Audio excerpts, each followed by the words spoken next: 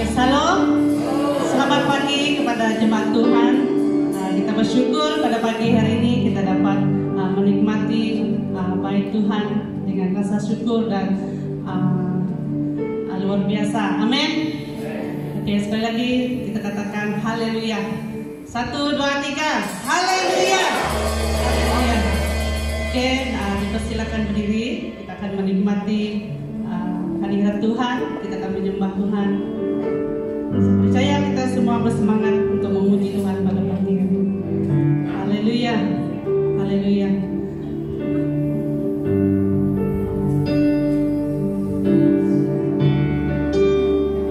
Persiapkan hati kita.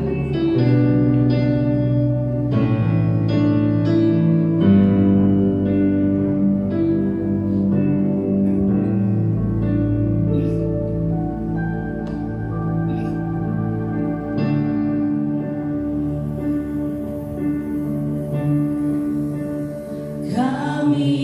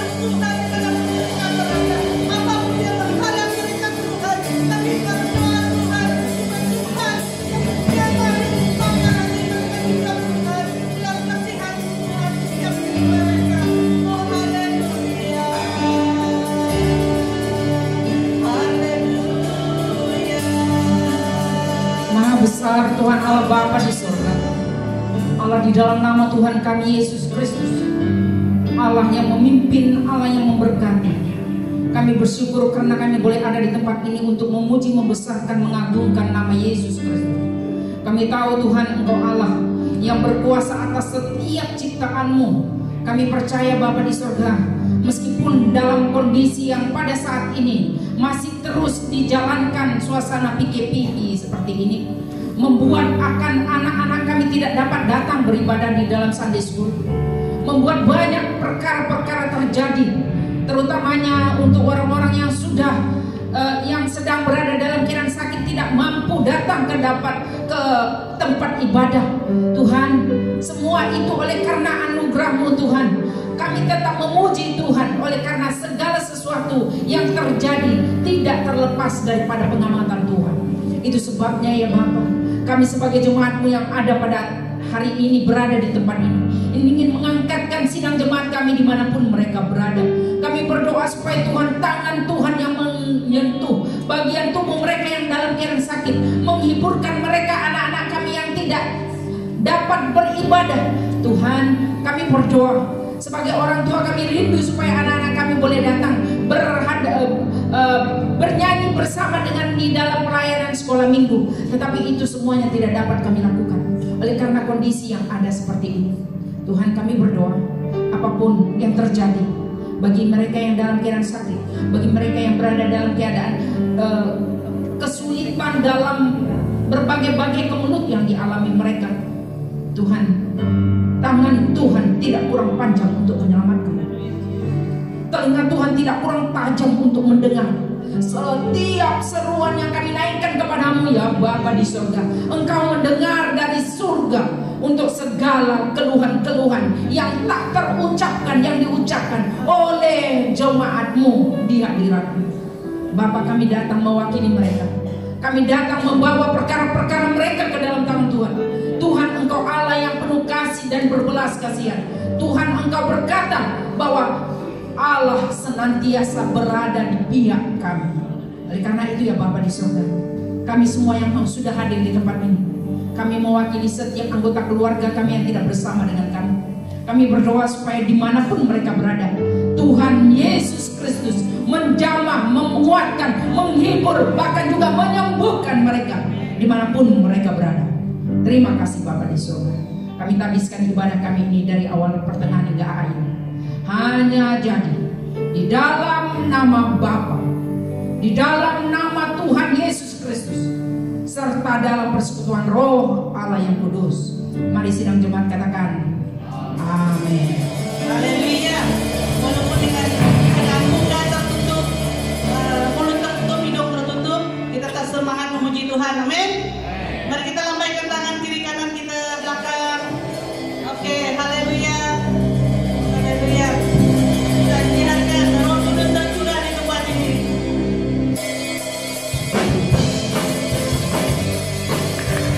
Kita bebas memuji Tuhan.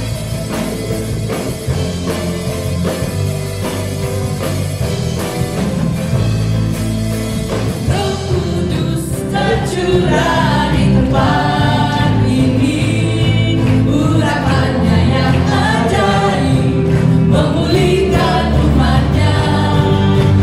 Roh Kudus tercurah bagi gerejanya, membangkitkan umat pilihannya.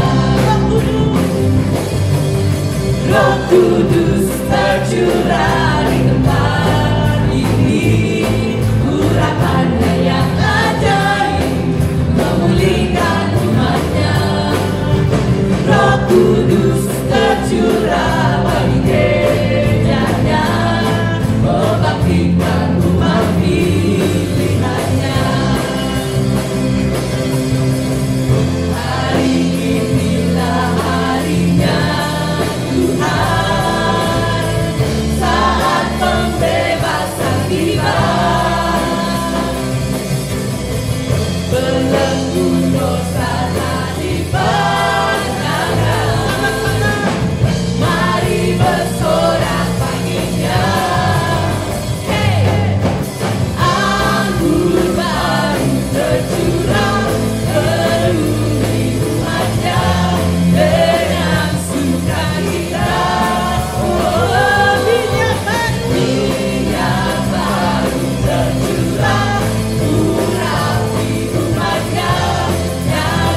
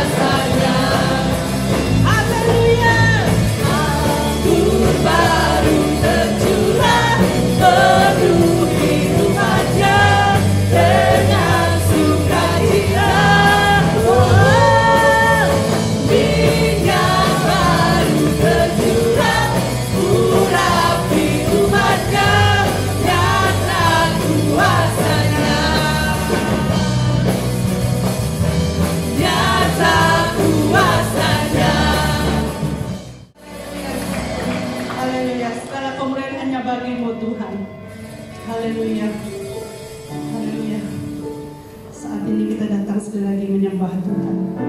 Kita percaya hadiratnya, rohnya menyertai kita pada pagi hari ini dan membakar setiap hati yang rindu dan membakar setiap hati yang haus.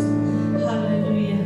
Hanya Tuhan yang dapat menyembuhkan kita, yang dapat memulihkan kita. Hanya roh yang dapat menolong kita, yang membuat meneguhkan kita. Haleluya. Haleluya. Haleluya. Mari kita sama-sama mengucapkan penyembahan ini dengan segenap hati kita. Haleluya. Haleluya. Roh Kudus, Kau hadir di sini. Roh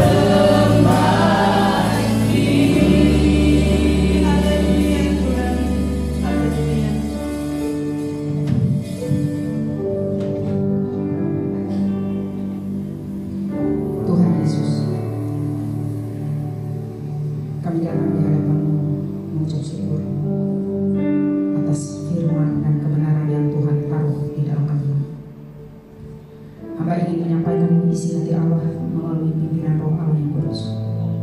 Urapilah kami semua sehingga kami mampu memahami. Karena Engkaulah Allah yang bersabda kepada setiap pribadi kami. Engkau Allah yang luar biasa. Kasih-Mu begitu ajaib dan sempurna, memberi kepada kami pemahaman sehingga kami boleh menghidupi kebenaran firman-Mu yang adalah Injil itu sendiri. Bapa di sorga, mampukan hamba-Mu untuk menyampaikan isi hati Allah pada hari ini. Sembunyikan hamba-Mu di balik salju, supaya hanya Engkau yang ditinggikan, dimuliakan dan diagungkan. Karena hanya Engkaulah satu-satunya Allah yang berkenan untuk dipuji, dihormati dan dimuliakan. Segala hormat kami naikkan kepadamu. Berbicara, kami siap mendengar. Dalam nama Tuhan Yesus. Amin. Oleh karena anugerahnya yang sempurna memungkinkan kita boleh berada di tempat ini, secara khusus di minggu yang ketiga dalam bulan yang ke-9. Tidak terasa kita sudah sampai di bulan yang ke-9. Saudara-saudara yang dikasihi Tuhan, 2 minggu berturut-turut kita telah dibekalkan tentang kebenaran firman Tuhan, tentang sikap hati orang percaya. Saya berharap 2 minggu berturut-turut yang telah dimana Pastor Joe sudah menyampaikan bagaimana memiliki hati yang benar. Dan dia kan seminar, seingat saya last week, memang saya tidak bersama-sama dengan Anda. Dia juga topik yang sama, memiliki hati Bapa. Dan hari ini saya menyampaikan memiliki hati yang dipenuhi Roh Kudus. Saudara, sebelum saya mau menyampaikan firman Tuhan ini, saya berharap kita semua sebagai sidang jemaat Being Glory Permi tidak menyalahartikan tentang pribadi Roh Kudus. Oleh karena apa?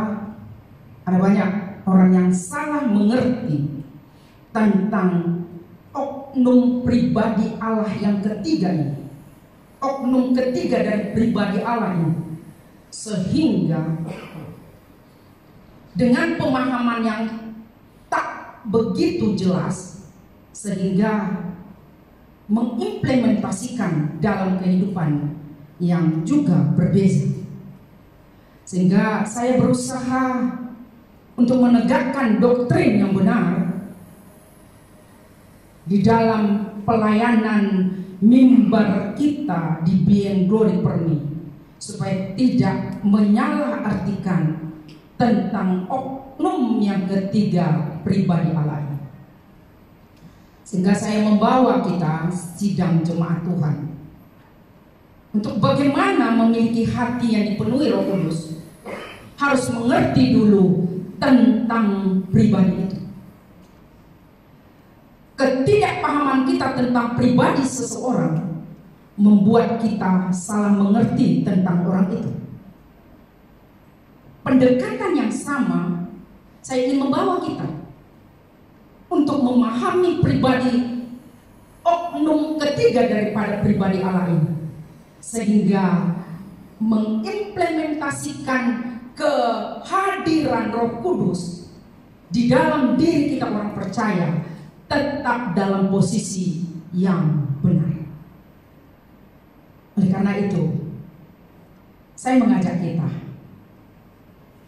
mungkin selama ini kita berpikir tentang pribadi Roh Kudus ini, yang mungkin ada perbezaan. Saya ingin membawa kita masuk kepada konsep yang benar. Oleh karena itu 3 perkara yang selalu saya bawa untuk kita pahami bagaimana, mengapa kita harus dipenuhi Roh Kudus dan bagaimana caranya. Oke, next, 3 perkara ini yang menjadi pola pemikiran kita doktrin Roh Kudus. Pemahaman kita tentang doktrin Roh Kudus akan membawa kita paham tentang pribadi itu dan hidup di dalam pribadi itu dan tidak bergeser daripada pribadi itu. Saudara-saudara,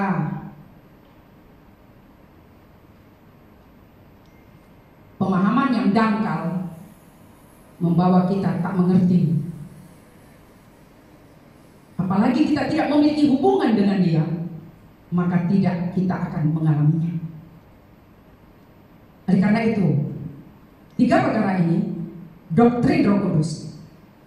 Mengapa hati kita perlu dipenuhi Roh Kudus dan bagaimana supaya kita dipenuhi Roh Kudus. Next, yang pertama, siapa Roh Kudus? Doktrin Roh Kudus adalah merupakan satu doktrin yang perlu diajarkan kepada jemaat. Ada kalanya para hamba Tuhan boleh datang silih berganti di dalam mimbar gereja Tuhan.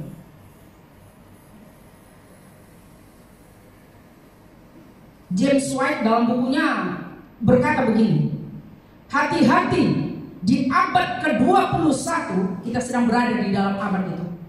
Kita sedang ada di dalam abad ke-21 ini. Dia berkata, banyak pengajaran-pengajaran yang sebenarnya boleh kita dengar tanpa ada Injil di dalamnya. Sehingga saya mau menarik perhatian saudara. Sesiapapun boleh berkhotbah, tetapi kalau dia tidak fokus kepada Injil yang adalah kebenaran Allah. Seorang berkata, hamba Tuhan yang pernah melayani kita di tempat ini, Reverend King, dia mengatakan di dalam pernyataannya, Christ is the gospel.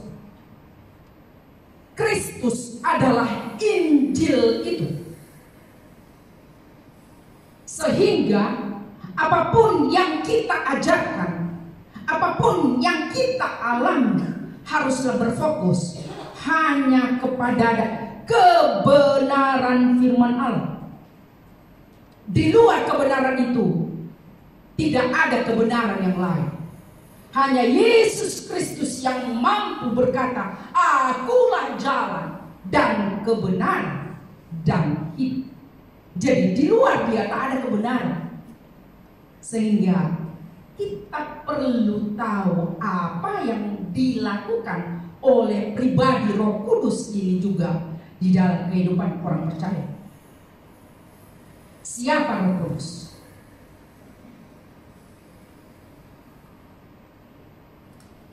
Sehingga saya harus berkata, Roh Kudus sudah ada dalam perjanjian lama. Ibu nggak salah tuh.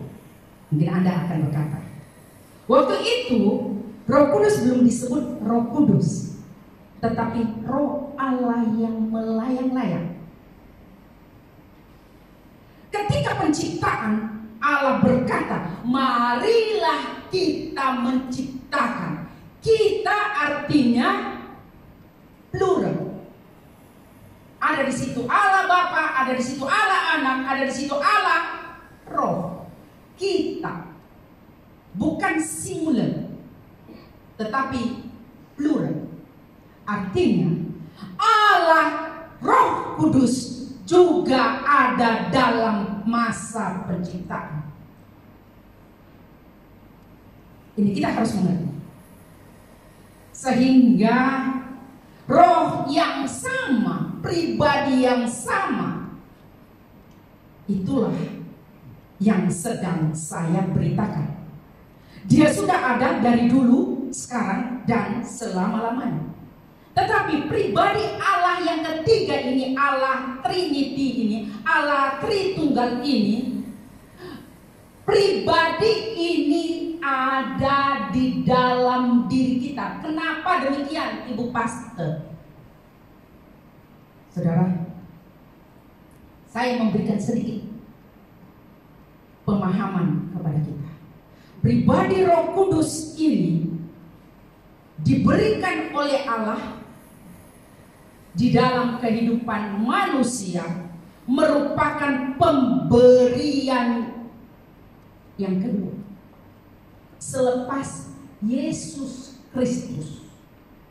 Allah memberikan Kristus adalah merupakan pemberian terbesar Allah kepada manusia. Itu sebabnya setiap kita harus percaya kepada Yesus Kristus. Yang tidak percaya Yesus Kristus tidak akan diselamatkan. Tetapi ketika Yesus mati,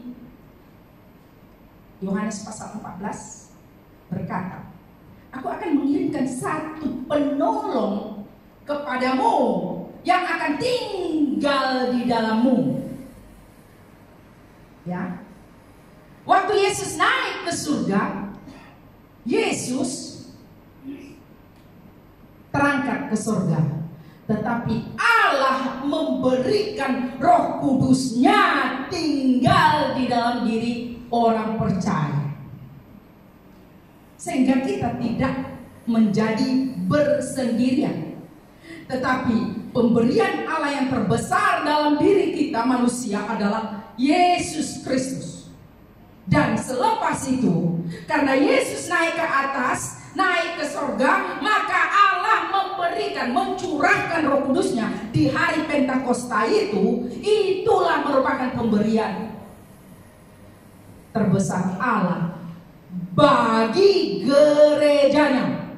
Tadi lagu yang dibawakan Ibu Seti, ada lagu yang keberapa itu? Roh Kudus tercurah, Roh Kudus tercurah bagi gerejanya. Masih ingat lagu itu? Roh Kudus bagi gerejanya mengapa dia? Oke. Membangkitkan umat pilihannya, ya. Oke. Jadi sebenarnya Roh Kudus itu diberikan sebagai pemberian Allah bagi gereja Tuhan. Jadi sangat penting kita paham pribadi ini supaya kita tidak menyelewengkan. Karena Roh Kudus inilah yang berkuasa di dalam gereja Tuhan sehingga pada saat ini. Sehingga ketika engkau menerima Yesus, ketika engkau dibaptis, sebenarnya 3 pribadi ini perlu ada. Saya mengajar di MITS, saya tanya begini, hai, ini semua hamba Tuhan kan? Kadang-kadang saya rasa lucu juga, ada juga lucu. Apa yang paling esensi perlu ada dalam baptisan? Ya, mereka tak tahu. Siapa di antara kamu yang sudah pernah membaptis? Hampir daripada 10 orang mungkin ada setengah di antaranya ada pernah membaptis lah. Tetapi tidak mengerti apa yang paling esensi di dalam baptisan itu. Itu saya mau jelaskan. Sehingga ketika kita menerima hidup di dalam Roh Kudus, 3 pribadi Allah ini senantiasa diungkapkan. Saya mengungkapkan di dalam gereja kita dalam doa pembuka.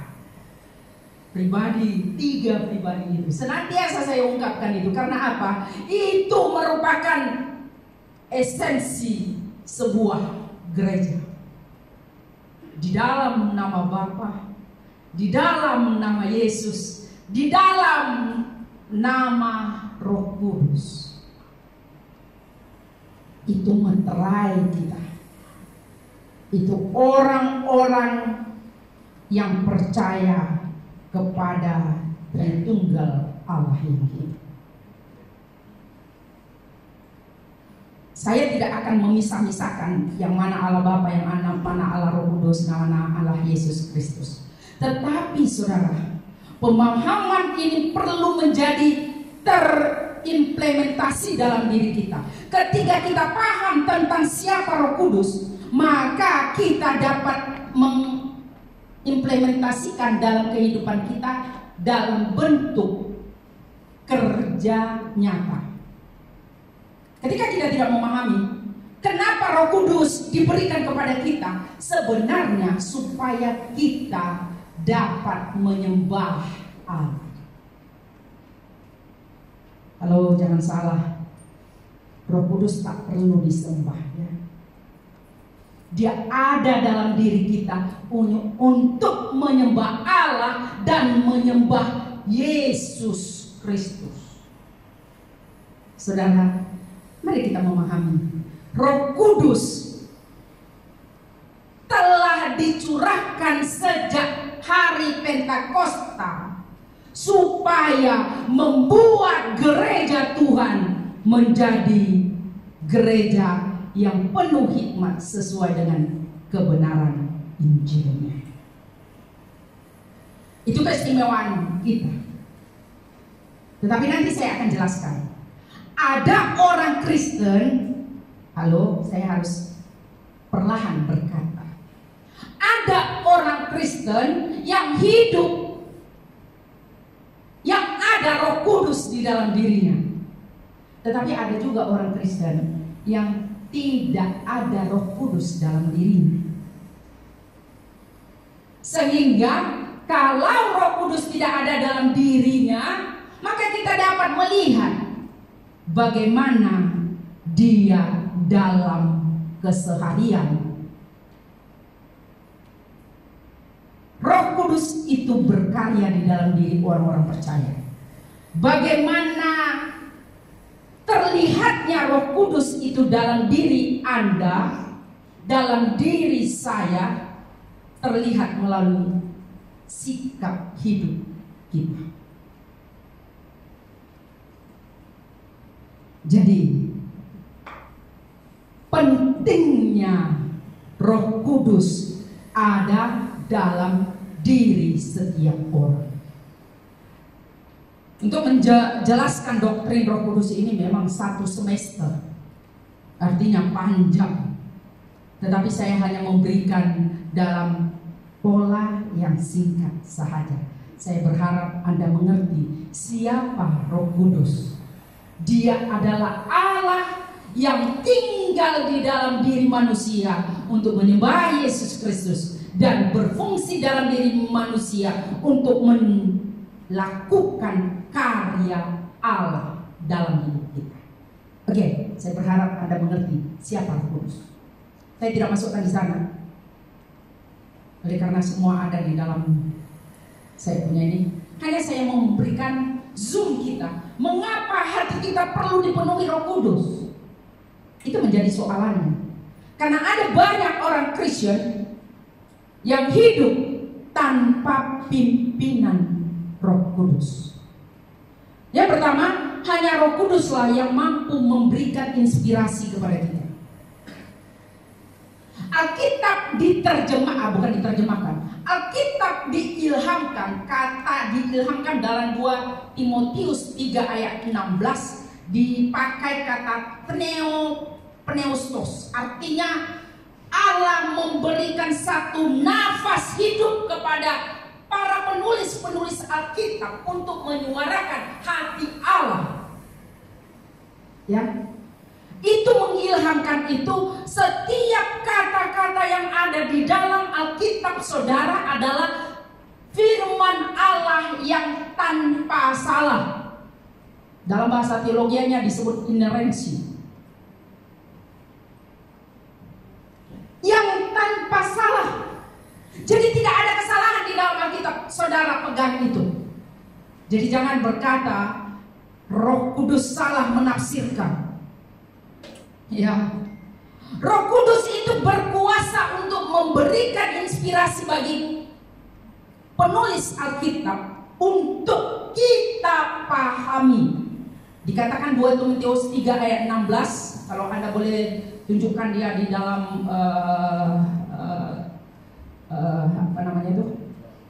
Slide. Dia berkata, segala tulisan yang diilhamkan oleh Allah memang bermanfaat untuk mengajar, mendidik orang dalam kebenaran, memperbaiki kelakuan, dan ada 4. Kenapa saya short dia sedikit? Artinya ketika kita diberikan inspirasi, maka kita juga harus menginspirasi orang lain. Itulah karya mengapa kita harus hidup di dalam Roh Kudus. Saudara, ini dia. Segala tulisan yang diilhamkan oleh Allah memang bermanfaat untuk mengajar, menyatakan kesalahan, memperbaiki kelakuan, dan mendidik orang dalam kebenaran. Ketika Allah menginspirasi Alkitab yang adalah kebenaran Allah itu, dia mampu untuk boleh menginspirasi orang lain. Jadi ketika orang lain berbuat salah, kamu menegur orang itu karena Roh Kudus berkarya dalam diri Anda. Kalau Anda melihat orang lain bersalah, Anda tidak tegur, sebenarnya saya boleh berkata, saudara, Anda sedang memadamkan Roh Kudus dalam diri dan hati Anda. Karena ini artinya Roh Kudus yang tinggal, yang diberikan oleh Allah ketika masa pencurahan Roh Kudus itu berfungsi untuk menginspirasikan Alkitab, untuk Anda juga menginspirasikan orang lain. Ketika orang lain berbuat dosa, bagaimana tanggung jawab Anda? Anda kan diam, biarlah. Apa? Biar saja dia berdosa. Emang urusan saya dengan dosanya? Saudara, Anda sebagai orang yang dipimpin dan dikuasai Roh Kudus, yang dipenuhi hati Anda dengan Roh Kudus, Anda sedang mendukakan Roh Kudus. Karena Anda tidak menegur kesalahan sesama Anda yang telah melakukan perbuatan dosa. Saya berharap sidang jemaat jangan membiarkan teman-teman Anda melakukan perbuatan dosa yang tanpa dia sadari. Yang kedua, Roh Kudus mampu bertindak sebagai kuasa untuk memberi hati kita dipenuhinya. Ya, hati. Amsal 4 ayat 23 berkatakan, jagalah hatimu dengan segala kewaspadaan, karena dari sanalah terpancar kehidupan. Hati merupakan pusat hidup manusia. Tetapi, saudara, John Calvin berkata lain. Anda tahu John Calvin adalah hidup pada abad yang ke-15. Dia yang menulis buku Institutio dengan semua doktrin kekristenan yang begitu reform. Dia berkata apa tentang hati? Dia berkata begini, hati itu adalah satu ruang, satu tempat yang ada di dalam diri manusia. Hanya satu pribadi yang harus mengisinya. Wow, saya suka dengan doktrin-doktrin dia. Sehingga hanya satu. Kenapa Tuhan tidak memberi 2 hati kepada kita? Supaya kita tidak mendua hati, ya. Anda tahu kan? Hanya satu hati yang ada dalam diri Anda. Sehingga apa yang dikatakan John Calvin? Allah menciptakan satu hati dalam diri manusia. Satu ruang yang ada di dalam hati Anda itu hanya satu pribadi yang boleh mengisinya, yaitu Allah. Sehingga, saudara, saya ingin menarik perhatian saudara lagi. Ketika hati Anda masukkan segala benda di dalamnya, maka dia akan menjadi cuma. Ya, ketika Anda masukkan game di dalam hati Anda, pikiran Anda hanya di game saja. Ya kan? Ketika Anda masukkan sesuatu kepada hati itu, maka dia akan mempengaruhi seluruh keberadaan hati Anda itu. Maka hati-hatilah, kata Amsal Sulaiman tadi kan, hati-hatilah menjaga hati Anda, supaya hati Anda itu, karena hati Anda itu merupakan, jagalah hatimu dengan segala kewaspadaan, karena dari sanalah terpancar kehidupan. Jadi kalau kita menjaga hati kita, kehidupan yang indah akan menjadi satu ungkapan yang Anda keluarkan. Ya, kata-kata Anda menjadi kata-kata yang mendorong, kata-kata Anda menjadi kata-kata yang menguatkan, kata-kata Anda kata-kata yang menghibur orang lain, kata-kata Anda adalah kata-kata yang memberikan semangat kepada orang lain. Ya, karena apa saudara? Itulah karya Roh Kudus dalam diri manusia, sehingga dia menjadi dinamisator. Apa maksudnya? Dynamic adalah satu kekuatan ya, yang dapat memecahkan. Dynamic, tahu Anda dynamic kan? Itu boleh memecahkan bangunan ini dengan kuasa.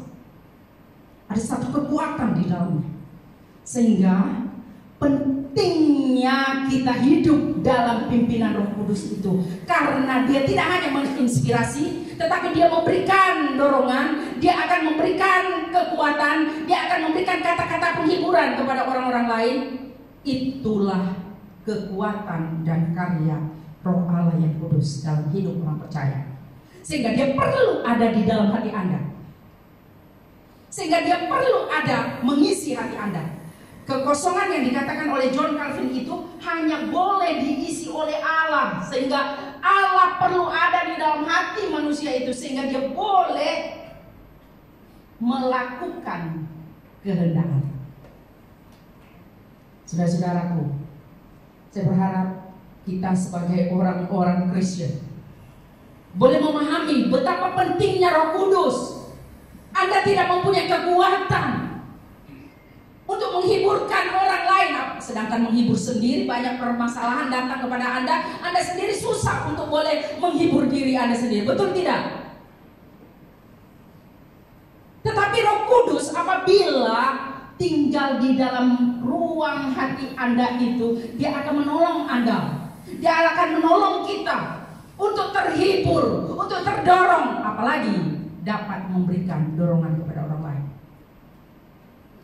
Di masa PKP ini mungkin kita berkata, macam mana kita mau mendorong orang lain nih Bu Pastor? PKP bang, nggak boleh, penginjilan pun terhad sekarang ini.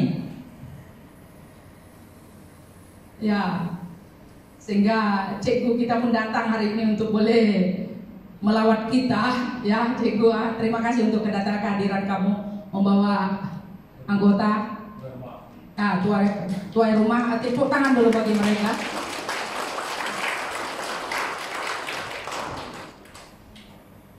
Kenapa? Memang kita sudah dihadkan untuk boleh pergi, Pak.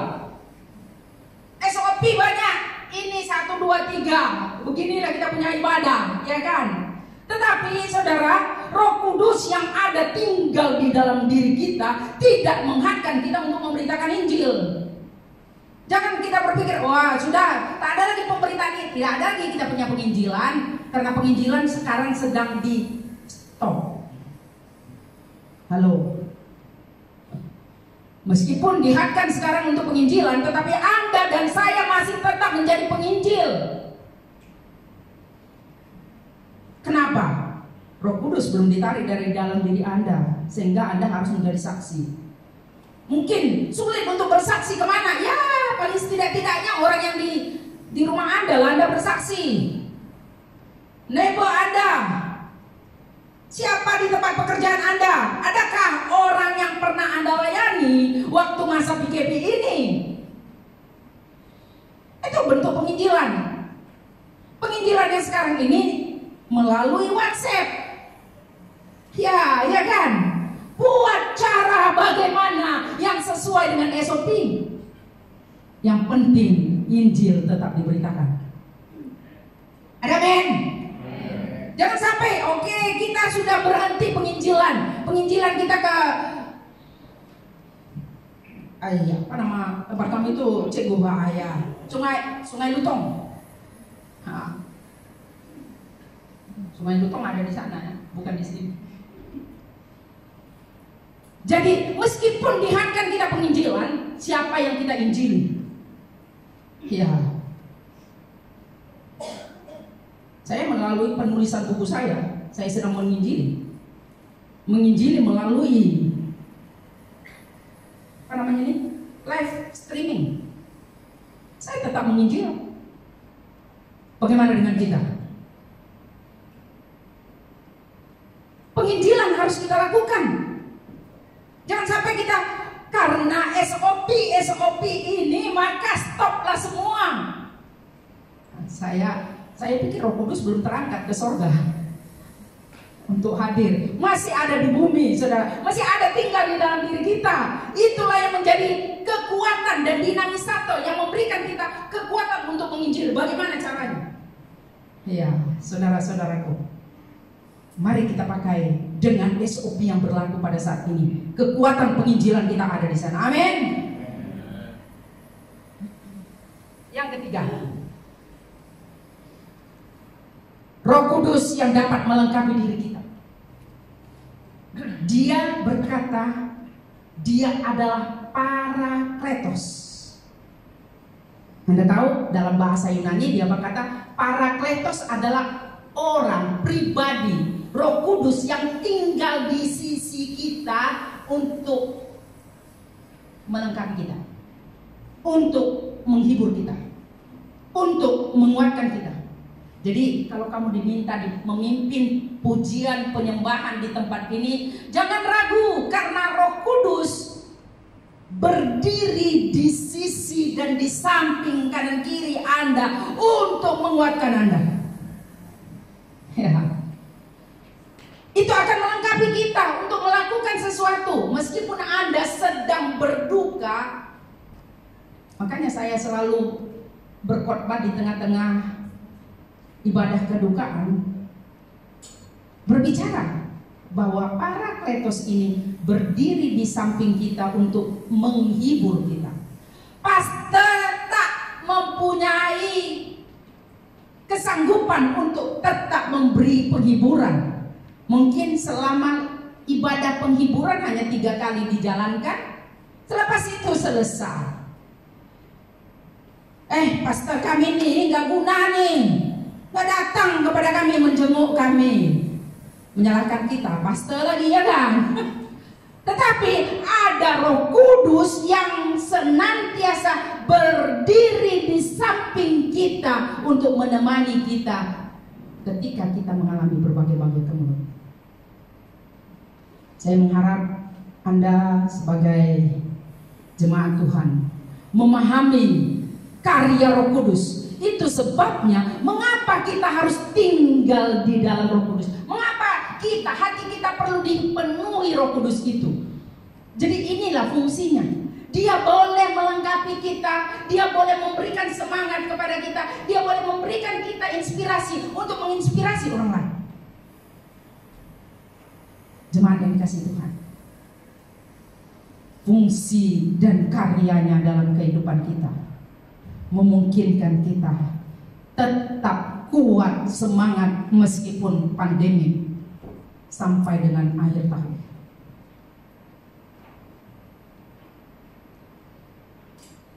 Pandemi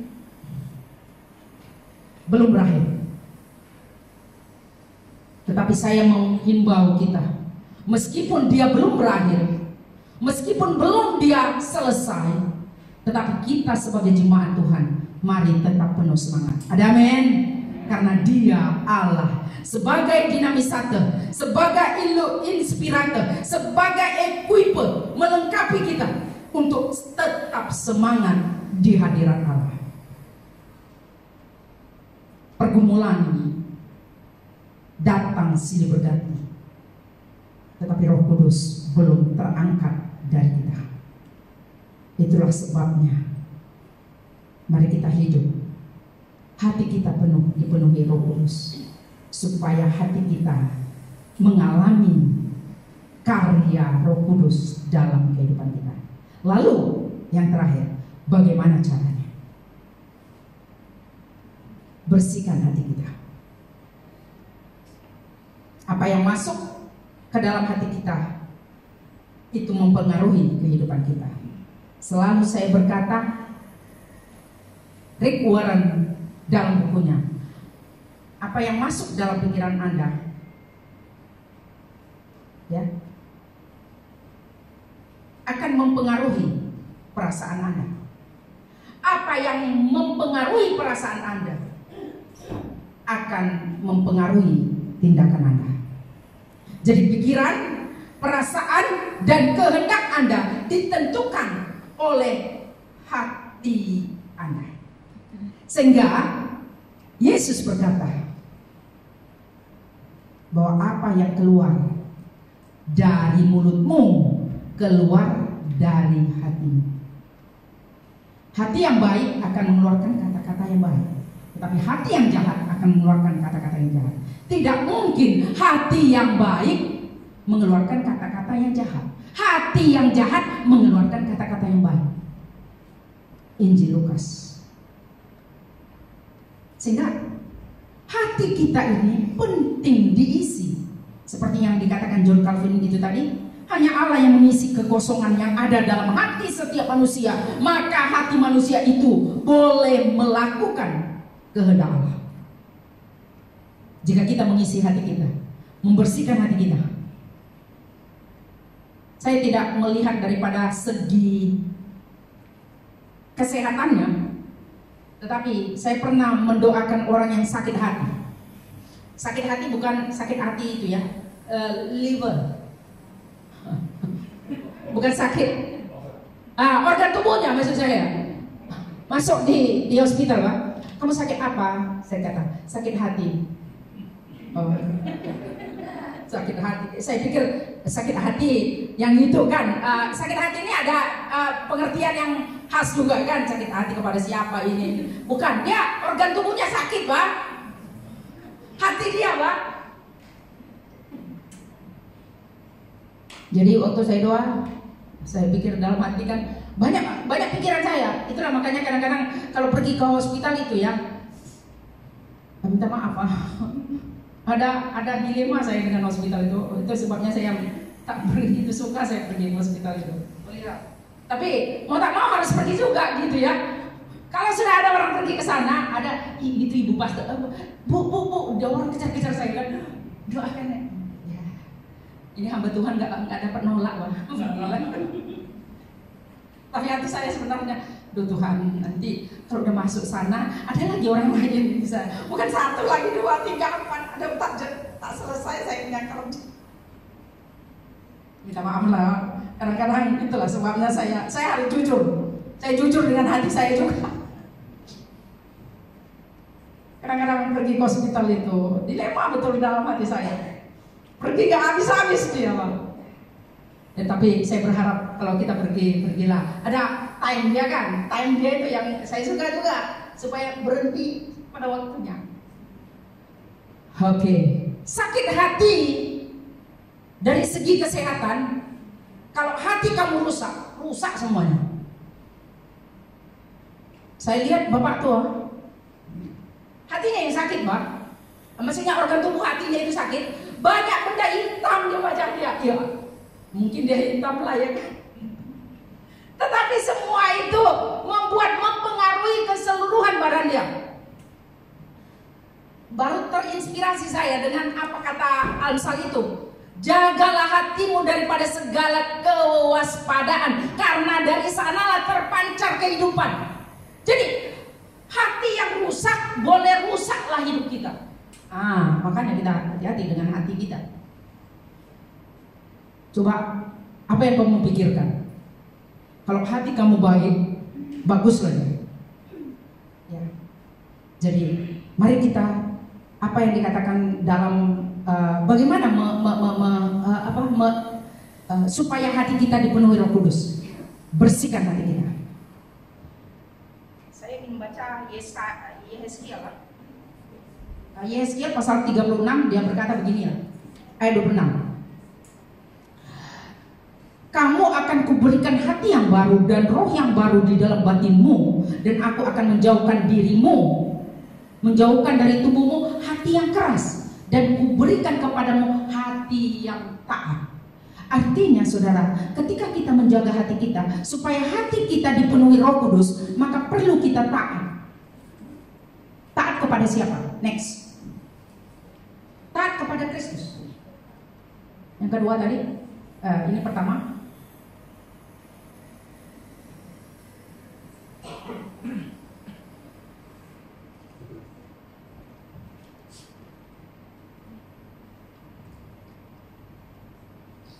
Oke.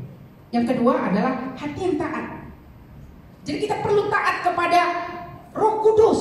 Dipimpin oleh Roh Kudus itu berarti kita taat kepadanya. Roh Kudus berdiam di dalam diri kita untuk menolong kita taat kepada firman. Saudara, ada kalanya kita tidak mentaati firman Tuhan, tetapi fungsi Roh Kudus yang tinggal di dalam diri Anda untuk mengontrol kehidupan kita. Kalau kita melakukan kesalahan, maka Dia akan memberikan roh yang sensitif. Saya pakai pernyataan Martin Luther. Dia berkata begini,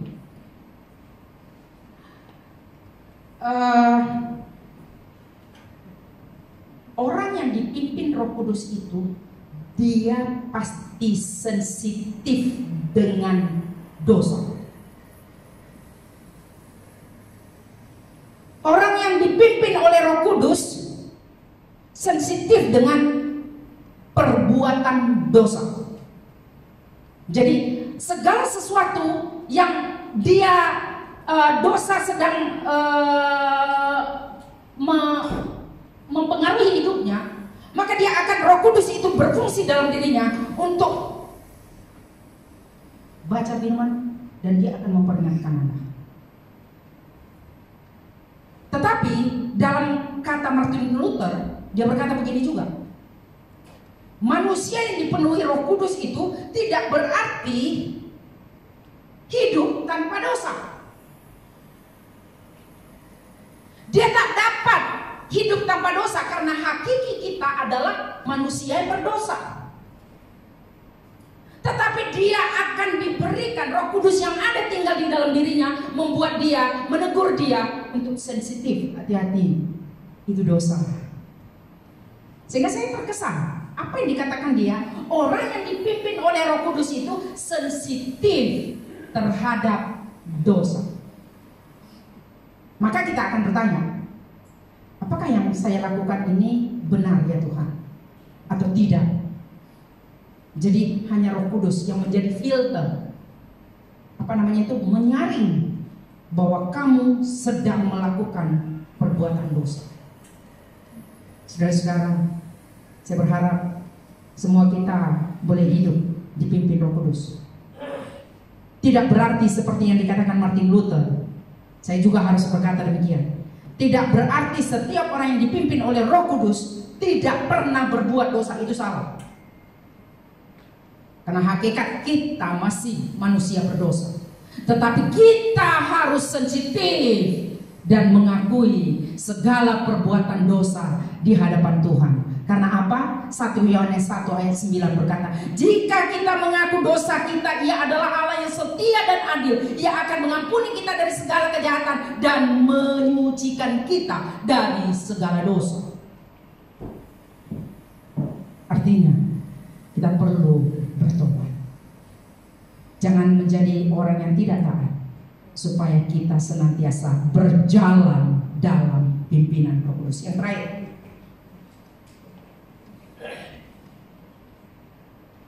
habiskan. Yang ketiga adalah orang yang hatinya dipimpin oleh Roh Kudus, dia hidup dalam kekudusan. Itu yang terakhir.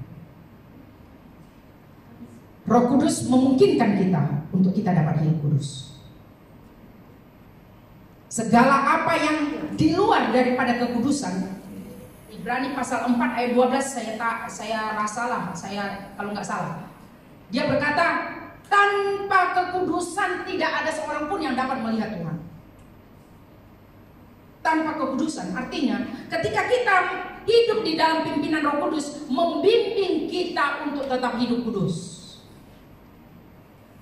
Kekudusan itulah yang membuat kita sampai ke destinasi kita. Jangan campur adukan dia. Sebentar kamu hidup kudus, sebentar tidak hidup kudus. Tetapi Kekudusan itulah yang membawa kita sampai ke hadiratnya. Allah Roh Kudus yang tinggal di dalam diri kita semua memungkinkan kita untuk hidup kudus. Amin. Jangan dedahkan diri Anda kepada orang-orang yang tak benar, yang tak hidup dalam kekudusan. Mari kita mempertahankan kehidupan yang kudus ini, karena Roh Kudus adalah kudus. Kuduslah kamu sebab aku kudus, 1 Petrus. Karena tanpa kekudusan tidak seorang pun yang melihat Tuhan. Jadi 3 perkara ini mari kita memperhatikan, melihat kembali siapa diri kita di hadapan Tuhan. Ketika kita sebagai seorang yang sudah percaya kepada Yesus, dan ketika kita sudah dibaptis di dalam nama Yesus Kristus, Roh Kudus yang tinggal di dalam diri kita, apakah dia masih berkarya dalam hidupmu? Di dalam hidupku? Kalau dia stagnan dalam diri kita masing-masing, Anda sedang memadamkan Roh Kudus di dalam diri saudara. Kalau Anda tidak lagi sensitif terhadap dosa, Roh Kudus telah Anda dukakan di dalam diri saudara. Maka setiap pribadi, mari kita datang di hadapan Roh Allah, karena dia hadir di tempat ini untuk menguatkan kita, untuk mengangkat kita, untuk memberikan semangat baru kepada kita, untuk kita tetap hati kita dipenuhi Roh Kudus. Hati yang dipenuhi oleh Roh Kudus, hati yang bersih. Hati yang dipenuhi oleh Roh Kudus adalah hati yang kudus, hati yang taat dan sensitif terhadap dosa. Di mana keadaan kita berada. Mari kita menyanyikan satu lagu sebelum saya mengambilkan doa ya. Allah Roh Kudus ya. Saya mau kita sungguh mengalami kuasa Roh Kudus dalam hati kita. Karena dialah yang berperan dalam hidup kita hingga saat ini. Dia belum terangkat, dia belum diambil daripada dunia ini. Dia masih ada dan tinggal oleh karena kita adalah orang-orang yang percaya kepada Kristus. Dialah yang membuat kita sensitif terhadap dosa, supaya kita taat kepada firman-Nya, supaya kita hidup kudus. Karena dengan kekudusan itulah kita sampai kepada destinasinya. Mari kita naikkan Allah Roh Kudus. Yesus Tuhan ditinggikan, dimuliakan, naik ke surga. Dia berikan Roh Kudus-Nya, menguatkan dan menolong selalu. Sungguh rindu bersekutu denganmu selamanya. Mari kita bangkit berdiri, katakan Allah Roh Kudus. Allah Roh Kudus, jamah hatiku dengan urapanmu. Rindu selalu dekat denganmu, tinggal di hadiratmu. Allah Roh Kudus, jamah hatiku dengan urapanmu. Rindu selalu dekat denganmu, tinggal di hadiratmu. Kita senyap sejenak. Allah Roh Kudus hadir di tempat ini untuk menolong kita setiap pribadi untuk menjadi pelaku firman-Nya. Mari kita mengakui segala kegagalan kita di hadapan-Nya. Mungkin Mungkin ada banyak perkara-perkara yang telah selama ini kita alami, tetapi hari ini engkau diperingatkan melalui Roh Kudus-Nya. Adakah engkau masih setia dengan Dia? Sedia untuk menginspirasi orang lain? Masih setiakah engkau memberikan semangat kepada orang lain melalui kata-katamu, melalui perbuatanmu, melalui tindakanmu, melalui pikiranmu? Saudaraku, Dia hadir di tempat ini untuk mengoreksi kita secara pribadi. Oleh karena itu, mari kita respon hadiratnya, karena Dia ingin membangkitkan semangat baru dalam diri kita masing-masing. Saudaraku, saya hanya meminta kepada Anda, tolong angkat tangan Anda di mana, di tempat Anda berada. Karena SOP yang berlaku saat ini tidak boleh memberikan kita untuk datang ke hadapan. Saya meminta Anda berkata di hadapan Tuhan, hari ini Tuhan, aku datang dengan segala kelemahanku. Datang di hadapan-Nya. Angkat tangan saudara di hadapan Tuhan. Melalui pengakuan Anda akan mengalami sesuatu yang baru daripada Tuhan. Karena Tuhan mau mengangkat, karena Tuhan mau memberikan semangat kepada kita yang sedang mengalami berbagai-bagai kemelut pada hari ini. Mari angkat tangan bersama dengan saya. Berkata di hadapan Tuhan, aku tidak mampu mengalami oleh karena berbagai tantangan hambatan yang saya alami pada saat ini. Mari datang di hadapan Tuhan. Angkat tangan saudara. Bagi saudara yang mengangkat tangan di hadapan Tuhan, angkat tinggi-tinggi di hadapan sebagai satu pengakuan kita. Mari kita nyanyikan lagu Allah Roh Kudus. Sambil tetap engkau mengangkat tangan saya, kita menyanyikan lagu ini sekali lagi. Allah Roh Kudus, jamah hatiku dengan urapanmu, rindu selalu dekat-dekatmu, tinggal di hadiratmu. Ada Roh Kudus, jamah hatiku dengan urapanmu, rindu selalu dekat-dekatmu, tinggal di hadiratmu. Hanya song leader saja saya akan berdoa. Bapa di sorga, Bapa di dalam nama Yesus, angkat tangan saudara, angkat tangan saudara dalam nama Tuhan Yesus. Kami percaya Engkau Allah yang berkuasa. Haleluya Yesus, Engkau Tuhan, Engkau Raja, Raja di atas segala raja. Haleluya Bapa di sorga, haleluya.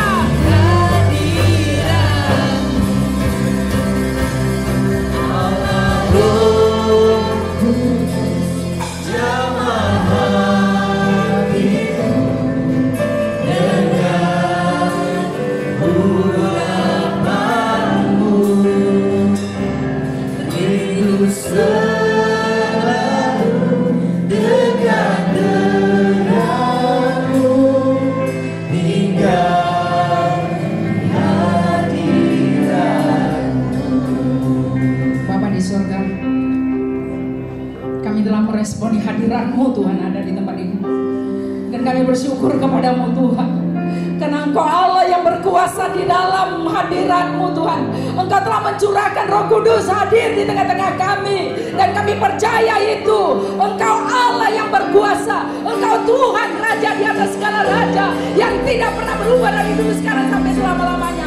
Kami klaim janji-Mu Tuhan. Angkat hati kami, ubah hati kami, bersihkan hati kami, supaya kami tetap hidup di dalam pimpinan Roh Kudus-Mu Tuhan.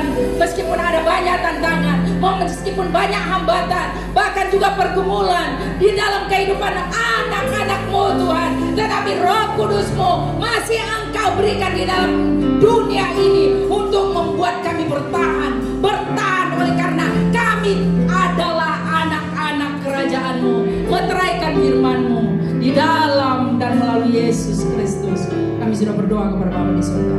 Semua katakan amin. Silakan duduk. God bless you all. Supaya rasa diberkati firman Tuhan pada hari ini, beri tepukan yang dahsyat bagi Allah kita. Haleluya, lebih dahsyat lagi. Oh haleluya, haleluya, haleluya. Jadi masa ini mungkin ada yang pertama kali datang ke gereja BM Glory dari sebelah sini. Mungkin ada angkat tangan. Haleluya, kita sambut selamat datang ke gereja BM Glory. Sebelah sini ada. Oke, ada satu di belakang. Oke, selamat datang. Sebelah sini ada satu orang. Sebelah sini. Oke, semua yang setia. Jadi mungkin Ibu Pastor mau berjumpa untuk berkenalan. Lepas ibadah yang baru datang tadi berjumpa dengan Ibu Pastor lah, berkenalan saja. Oke, ya masanya untuk berhenti.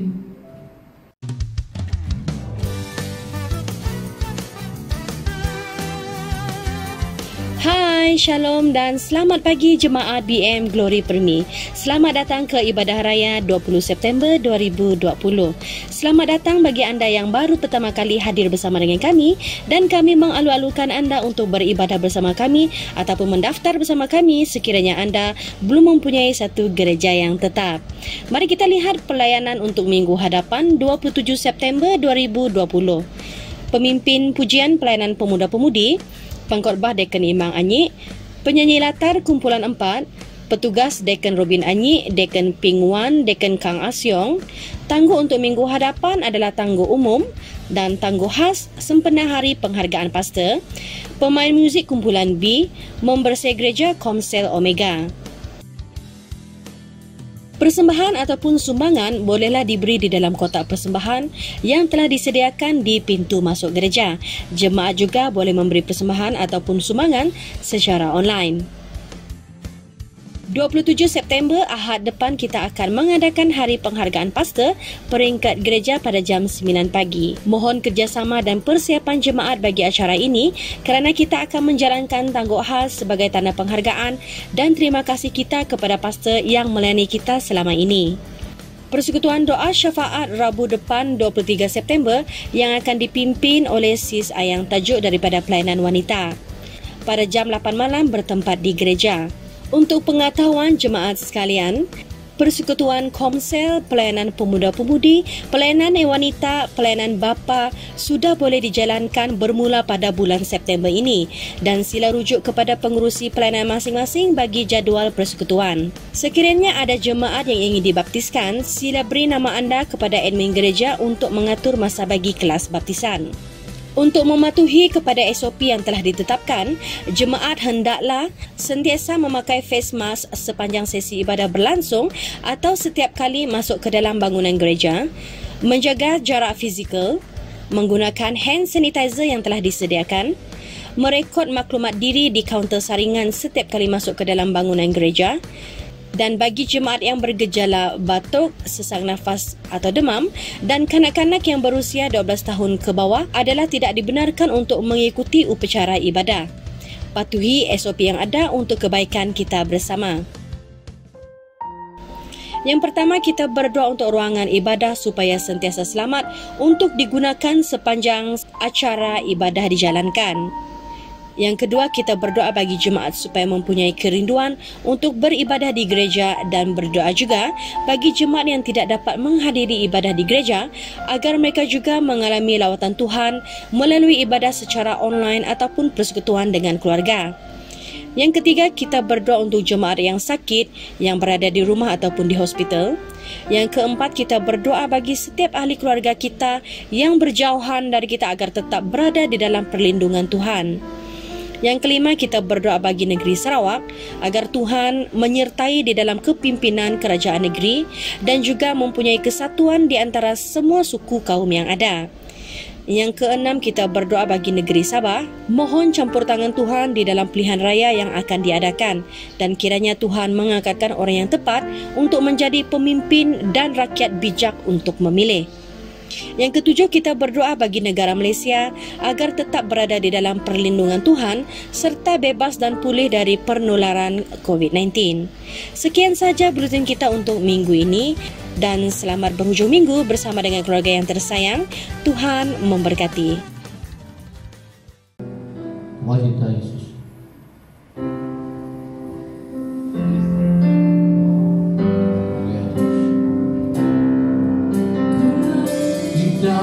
Yesus selamanya, ku mau cinta Yesus selamanya, meskipun badai silih berganti dalam hidupku, ku tetap cinta Yesus selamanya. Ya Bapa, kini aku anakmu, layakkanlah seluruh hidupku. Ya Bapa, kini aku anakmu, pakailah sesuai dengan rencanamu. Mari kita doa bersama. Saya akan mengambil nama ini doa kita pada pagi. Bapa di surga, Bapa yang kami kenal dalam nama Yesus Kristus, datanglah Raja-Mu di bumi di surga dan Tuhan, kami mengucap syukur atas segala-galanya Tuhan, di mana terbukti pemeliharaan Tuhan tidak berkesudahan dalam kehidupan kami yang percaya padamu. Terima kasih Bapa atas anugerah-Mu. Terima kasih oleh nafas dan kesehatan Bapa. Terima kasih Tuhan karena Kau dalam menyertai dalam ibadah kami. Dari permulaan pertengahan ke akhirnya, dalam kami menaikkan pujian syukur kami, lewat nyanyian di mana kami menyatakan isi hati kami, betapa Engkau Tuhan kami muliakan dalam hidup ini. Terima kasih atas firman-Mu bahwa Roh Kudus adalah satu pribadi yang menolong kami Bapa. Maka itu kami siap untuk dipimpin Roh Kudus-Mu. Biarlah lewat firman-Mu kami akan diteguhkan. Lewat firman memberikan pengharapan iman kepada kami, percaya bahwa dimanapun kami berada, Roh Kudus yang menyertai kami. Maka itu kami klaimkan dalam firman-Mu di Matius 28, pergilah ke dunia, beritakan Injil, selamatkan yang diselamatkan dibaptis dan nama Allah Bapa, Anak dan Roh Kudus. Bapa, ke depan ini kami serahkan saudara kami, Cigo yang makhluk dalam daerah pinggiran kami di Pakung, rumah Daraman, rumah Ali, rumah yang ada di sana Tuhan. Bapa, kami mohon Bapa, dimanapun saudara yang grup kumpulan ini yang datang hari ini, kami serahkan tangan-Mu Bapa, dalam nama Yesus Kristus. Biarlah Engkau melengkapi mereka dengan Efesus pasal 6 itu Tuhan, supaya mereka dapat berjalan dengan penuh kuasa-Mu. Api-Mu Tuhan memagari mereka, apapun dinyatakan oleh mulut mereka untuk dalam pinggiran, baik dalam keluarga, dalam rumah panjang sana, dimenangkan bagi Tuhan Yesus. Terima kasih Bapa, kami percaya itulah janji-Mu Tuhan. Setiap orang yang percaya padamu, diakui sebagai anak-Mu, Engkau memberikan mereka kuasa. Dalam 1 Yohanes, dalam Yohanes 1:12. Terima kasih Tuhan. Bapa, hari ini kami menyerahkan untuk diri kami seterusnya minggu depan, baik dalam kami mengadakan penghargaan pastor. Tuhan, terima kasih karena Engkau telah masih tetap memelihara umat-Mu, jemaat kami Glory Permai.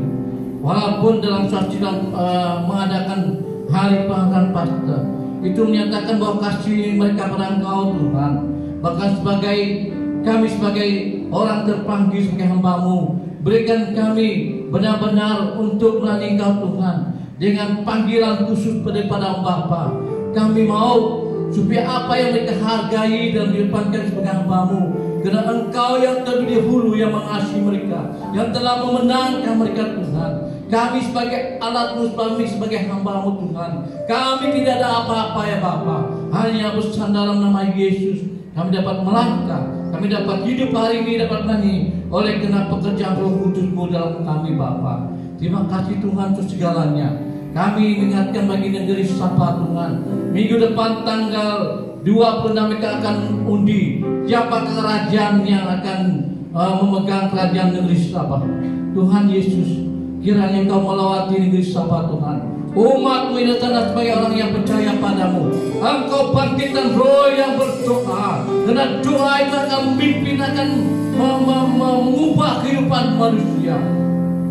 Walaupun pada saat ini mereka buat berkempen setiap parti yang ada, tapi biar sebagai umat-Mu berdiri di tengah-tengah negeri Sabah, mereka akan berkempen dengan bersuara, mengangkatkan doa mereka kepada Allah Bapa yang akan mengubahkan negeri Sabah. Terima kasih Tuhan Yesus. Inilah doa kami Bapa. Kami percaya Engkau akan melakukan. Lawatilah negeri Sabah Tuhan. Biarlah perubahan terjadi untuk negeri Sabah. Kerinduan kami untuk seluruh Malaysia Tuhan, Sarawak dan juga maju Malaysia. Tuhan, dengarlah doa kami Bapa. Oh haleluya Tuhan Yesus. Doakan juga untuk pemimpin pujian pada minggu depan. Bahkan di kalimah yang firman-Mu, Engkaulah bicara Tuhan dalam hati mereka. Apakah misiasmu untuk kami Tuhan sebagai hamba-Mu? Kami akui itu. Kami akui keberadaan kami sebagai hamba-Mu Tuhan, banyak keadaan hambatan. Tapi satu hal yang kami percaya, di mana Engkau memilih Musa, memilih Abraham untuk memimpin umat-Mu. Engkau juga di dalam kami Tuhan Yesus.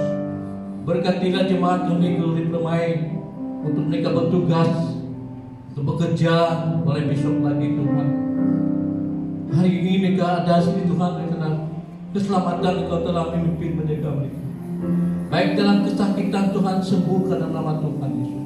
Di dalam masalah hidup, keadaan ekonomi, bahkan dalam keadaan PKPP Tuhan. Banyak hal yang kami harus belajar dalam norma baru Tuhan. Maka itu biar Roh Kudus-Mu yang memampukan kami Tuhan. Berikan hikmat bagi dapat menjalani keadaan ini dengan kemenangan Kristus, dengan mujizat-Mu dalam kehidupan kami Tuhan. Bapa, berikan jemaat kami setia dalam Engkau Bapa, sesuai dengan kehendak-Mu dalam kehidupan kami bersama.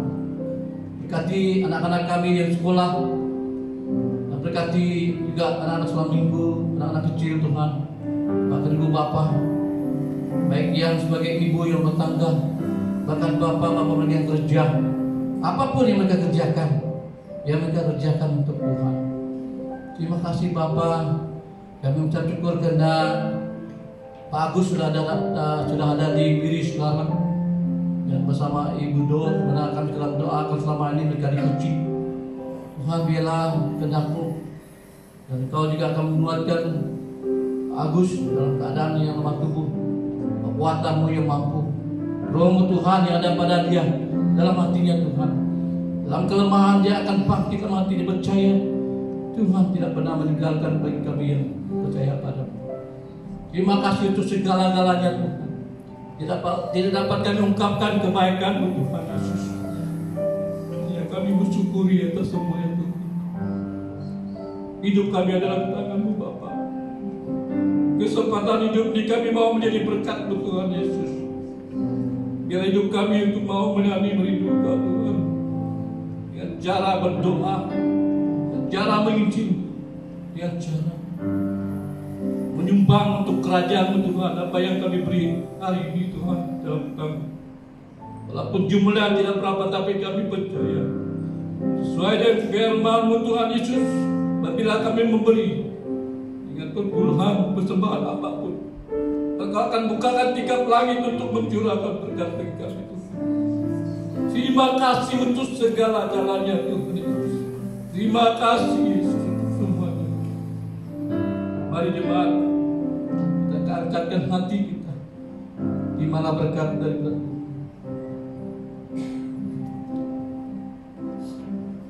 Tuhan memberkati engkau. Engkau. Tuhan melindungi Engkau. Tuhan menyinari Engkau dengan wajah-Nya dan beri kepada Engkau kasih karunia. Tuhan menghadapkan wajah-Nya padamu dan beri Engkau damai sejahtera. Bapa, terima kasih.